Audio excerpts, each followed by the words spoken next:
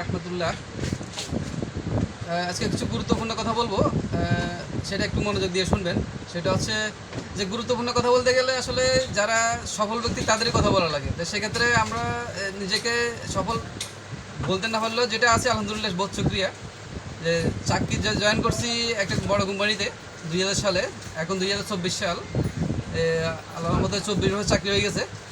Joining ছিল assistant officer, বর্তমানে manager হিসেবে আছি। আল্লাহ তাআলার বকশিশ শুকরিয়া। এই কথাগুলো বলছি এই কারণে যে কথাগুলো শুনবেন মনোযোগ সহকারে। সেজন্য আমরা অনেকেই চিন্তা করি পড়ালেখা করতেছি পড়ালেখা শেষে আমরা চাকরি করবো।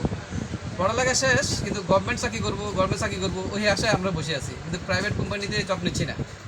অনেকেই ভালো কোম্পানিতে প্রাইভেট কোম্পানিতে জবের অভাব পান, তারপরে অভাব পাওয়া সত্ত্বেও মানে জব করবে না কারণ প্রাইভেট চাকরি করলে বেতন কম, সম্মান কম। চাকরি করবে হলো যে আপনার সরকারি চাকরি। তো সরকারি চাকরি করতে করতে তার এমন পর্যায়ে তার চাকরির সার্টিফিকেটে মেয়াদ শেষ। এখান দিয়েই সে প্রাইভেট সেক্টরে চাকরি করে নাই, না করার কারণে প্রাইভেট কোম্পানিতেও সে এক বয়স হয়ে যাওয়ার কারণে প্রাইভেট কোম্পানিতে জব নিতে পারতেছে না। এখন দেখা গেল যে সরকারি চাকরির আশায় সরকারি চাকরিও পেল না, সার্টিফিকেট মেয়াদ শেষ। এখান থেকে প্রাইভেট সেক্টরে ঢুকতে পারলে অনেক ভালো পর্যায়ে চলে আসতে পারতো, সেটাও এখন সে হারাইলো। অনেক বেকার এরকম পড়ে রয়েছে, অনেক আমাদের জানাশোনা অনেক আছে যে আশা করতেছে সরকারি চাকরি পাবো, সরকারি চাকরি আশা থেকে প্রাইভেট সেক্টরে ঢুকে নেই, এভাবে তার লাইফ শেষ। এরকম আশা থাকবেন না।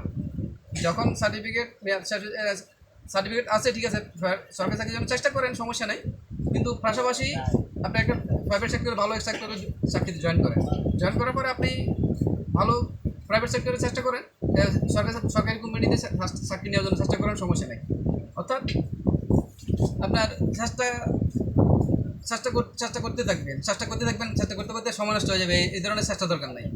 আরেকটা জিনিস হচ্ছে, ধরেন আপনার অনেকেই বাড়ি করার চিন্তা ভাবনা করতেছেন, বাড়ি করবেন। আসলে যে বাড়ি করবেন চিন্তা ভাবনা, বাড়ি করতে তো ধরেন আনুমানিক 10 লাখ টাকা, কিন্তু আপনার কাছে হাতে আছে 4-5 লাখ টাকা।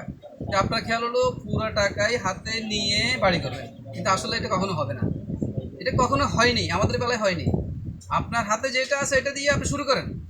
আপনার যখন ফাউন্ডেশন তৈরি হয়ে যাবে, অটোমেটিকলি আস্তে আস্তে সেটা উপলব্ধি করতে পারবেন। কিন্তু আপনি যদি করবেন ওই ধরনের চিন্তা ভাবনা করে থাকেন, কিন্তু কাজ করতেছেন না, কিন্তু আপনার কিন্তু সময় চলে যাচ্ছে। অতটুকু আপনার সময় নষ্ট করার দরকার নাই। যে দ্বিতীয় নম্বর কথা গেল এটা। তৃতীয় নম্বর কথা ধরেন আনুমানিক মানে 5-7 লাখ টাকা বা 10 লাখ টাকা লাগলো, কিন্তু হাতে সময় কম, হাতে যে টাকা আছে মানে টাকা আছে অনেক, ধরেন 2-3 লাখ টাকা হাতে আছে। এখন এটা নিয়ে আপনি বিয়ে সংক্রান্ত কাজে নেমে যান। আল্লাহর রহমতে যখন আত্মীয়স্বজন মিলে সব ব্যবস্থা হয়ে যাবে।